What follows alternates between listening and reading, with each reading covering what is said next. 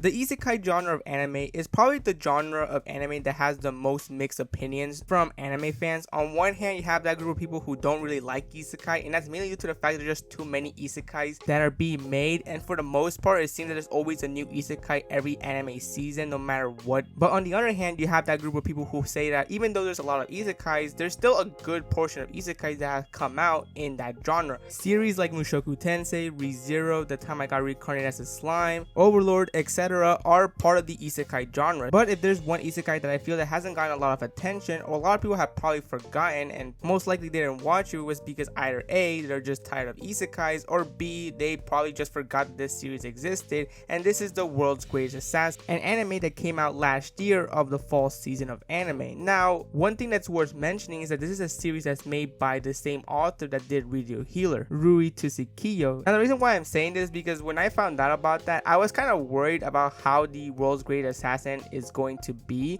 because if you don't know anything about Radio Healer, that's really a massive congrats, because that series, based on what I've seen from people making videos about that anime and the discussions that I've seen from people talking about Radio Healer, it's not a great series. It's a series that I'm not really interested in seeing for myself what it's all about, because based on what people have said about Radio Healer is the fact that it's a very messed up series and it's really just a lot of like crazy things that happen in this series. So based on that information, I was really curious how this series that he's made as well, The World's Greatest Assassin, was going to be. Is it just going to be like another case of Radio Healer? But surprisingly, after watching this series, it's very clear that the author can actually make a very solid story if he's actually trying to make a really solid story, because this series is not like your typical generic isekai. So what is The World's Greatest Assassin all about? Well, to keep it very simple, it's about how our main protagonist at the time was an actual assassin in the real world before he died and came into the isekai world. He was actually an assassin that was actually killing people. The only issue was the fact that he was treated as nothing but a tool, a person who has to obey orders no matter what. If they tell him to kill somebody, he has to do it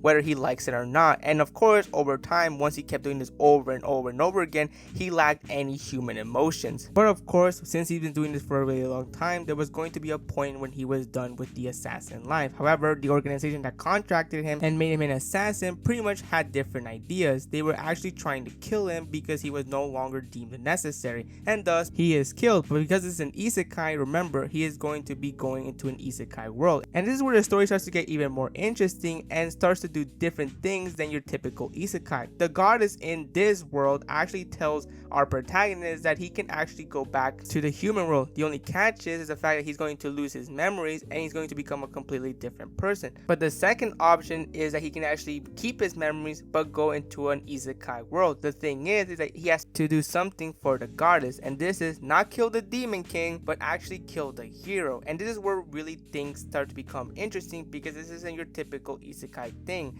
In most isekais, it's usually taking care of the demon king or the demon lord. However, in this series, our protagonist is going to have to kill the hero of this world, and that's mainly due to the fact that the goddess says how in the near future the hero actually goes berserk and ruins pretty much the entire world after defeating the demon. And this is just the beginning, because after this the story just becomes even more interesting. One thing that I like about World's Greatest Assassin is that we got to see the growth of our protagonist, who is now, his name is Lou. Lou is actually growing as a person in this series, which I really do enjoy. In most isekais, the protagonist is usually not really growing as a person or doesn't get any huge character development, but with Lou it's a completely different case, because as soon as he's born into this isekai world, we see him grow as a person, because as time goes on, Lou actually wants to become even more stronger than he already is. Even though he already has a lot of strength and it's very clear he's a very OP character, doesn't change the fact that Lou wants to become more stronger and more better at his skills, showing us that he actually wants to grow as a person.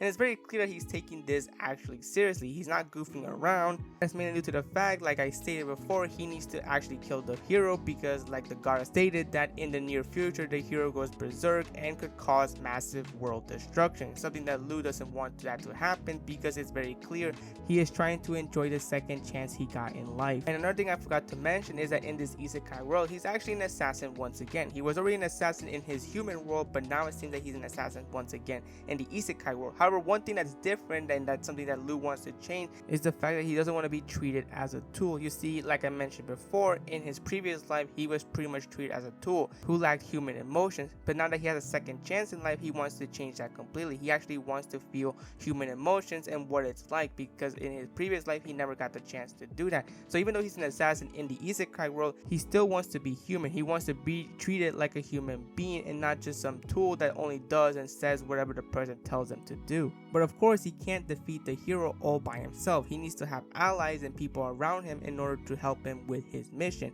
And this is where the three main female characters of the series are involved. Tart, Mana, and Dia are the three main girls that are going to be by Lu's side. And even though I know some people are going to say how this is going to follow the harem trope, which in most cases it does do that, it does follow the harem trope, but there's actually a difference, and it's the fact that there's a reason why the girls start to actually fall in love with Lu. It's not like your other isekais where the female characters of the series just start falling in love with the main protagonist for no really good reason, or just to simply have like a harem story involving the characters. It's not like that, because the girls actually do have reasons to fall in love with Lu. Tarte is very grateful with Lu after he saved her from a pack of wolves after she was abandoned by her family. Mana was sadly a victim of human trafficking, which is a very messed up situation, but was saved by Lu. And Dia, while Dia doesn't really have any tragic backstory, she is still pretty much a friend of Lu ever since they were kids, so pretty much the childhood friend. So for those reasons, it's very clear why the girls started to have things for Lu, even though at the beginning Lu didn't really seem to be interested at all. In fact, Lu pretty much saw them as only people that would benefit him on his missions, but as time went on, he slowly started to care for them, and it's very clear that at this point he started to realize that he was experiencing the things that he never got to experience in his human world, which is human emotions and human relationships. He never got that in the original world, so therefore now he's experiencing it and is really starting to appreciate it as well. And of course, after this we will see Lu and the girls pretty much doing assassin things, and because of this the series will get better from here. And one thing that I really enjoyed about this series is that it was taking its time with pretty much giving us a solid story. It wasn't rushing events or rushing plots in order to get to the main plot, which is something that a lot of isekais do. From what I've seen on the internet and based on the research that I've done, apparently season 1 of this series only covered volume 1 of the light novel, so it's very clear that they're taking their time with this series. They're not rushing plots or rushing events to get to the main event. And from what I've heard from light novel readers is that the anime actually fleshed out more things than in the volume, so it's very clear that even light novel readers are appreciating this anime, which goes to show how much effort they're putting into this series. They're not rushing things, which I'm kind of glad, because if they were rushing things, I'm pretty sure the story wouldn't have been as interesting as it was showing, because it really did show us a lot about the world, which I'm kind of glad, because most isekais don't really explain the world building, but in World's Great Assassin they actually do. They actually talk about the world that Lu is living in, the spells, and how he wants to get stronger, what he needs to do to become stronger, stuff like that. Stuff that wouldn't really be interesting or many people would consider boring or just unnecessary, and it's actually very interesting to learn in this series. Not to mention that it could sometimes get really dark. Like I already mentioned with the whole Mana stuff, is that fact that she was a victim of human trafficking, and they weren't really afraid to show what she went through. Like there was just a full episode dedicated to see what was Mana's life during that whole situation, which was a very messed up situation, because it wasn't just her, there were also other girls who were also victims of human trafficking as well. And I'm not trying to get into the details because really it's a messed up thing, and I'm pretty sure if I go into full-on detail as to what happened and what happened in that episode, because this might be against YouTube's terms of service. But yeah, just know that this series could get really dark sometimes. Like that's all I'm going to say. But despite this series having its dark moments, I still think the series does have a solid story. I still think that the characters are very interesting. Not only that, but it's very clear that the anime is taking its time with its source material. And in fact, after season 1 ended, because I was really interested in what was going to happen next, I actually went ahead and read the light novels, and the story becomes even more interesting after season 1. Like that's all I'm going to say. I'm not going to spoil it because I know there's going to be some anime onlys who are probably going to wait till season 2 comes. Hopefully we do get a season 2 in the future, because as someone who has actually read what's going to happen next after season 1, the story does get more insane, and there's actually more interesting things that happen as the story progresses. We're going to see more character development, so if we do get a season 2, that would be really great, because there's a lot of moments that I actually do want to get anime adapted. So hopefully there is a season 2. but for now we'll just have to wait and see what happens. But overall, really great series. You should watch this Isekai if you are interested in it, or you have nothing else to watch. Go watch this series. It's not your typical Isekai or generic Isekai that you've seen millions of times. It has a solid story. But with that, that's pretty much the entire video. Hope you enjoyed it, and I'll see you next time.